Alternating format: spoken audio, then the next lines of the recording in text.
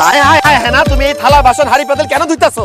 থালা বাসন হাড়ি পাতিলে ময়লা লাগে রয়েছে, কালি লাগে রয়েছে, এই জন্য ধুইতাছি। সমস্যা কি? তোমার হাত পা এত সুন্দর, তোমার শরীরটা এত সুন্দর, এই কালি চালি মাখা থালা বাসন ধুলে তোমার হাত পা কালো হয়ে যাবে না? এই, আমার তো বিয়া শাদী হয়েই গেছে, এখন আমার হাত কালো হলে কি শরীর কালো হলে কি? আমি কি আরেকটা বিয়া করবো যে আমার ফর্সা থাকতে হইব, সুন্দর থাকতে হইব? খবরদার হ্যাঁ না, তুমি মুখ দিয়ে অন্য কাউকে বিয়ে করার কথা ভুলে উচ্চারণ করবে না। তুমি শুধু আমার। আমি সবসময় চাইছি আমার বউটা সুন্দরী থাকুক, ফর্সা থাকুক, টান টান থাকুক। যাও হ্যাঁ না, যাও, তুমি বাড়িতে চলে যাও, তোমার হাড়ি পাতিলগুলো আমি ধুয়ে দিতেছি।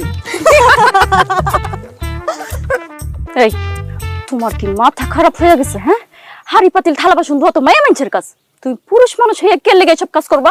আমার বউ আমার চোখের সামনে এত কষ্ট করবে, এটা আমি মেনে নিতে পারবো না। শোনো হ্যাঁ না, তুমি থাকবা আরামে, আমি থাকবো বেড়ামে। আমি করবো তোমার কাজ, তোমার কাজ শুধু আমাকে ভালোবাসা। খবরদার আমার লোক একদম পিতলা পিরিত দেখাইবে না। তুমি বাড়িতে যাও, তো বাড়িতে যাও। আমি এসে হাড়ি পাতিল ধুইয়া গোসলটা করে বাড়িতে আইতাছি।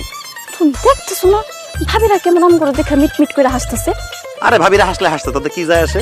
তুমি কি বললা হ্যাঁ না?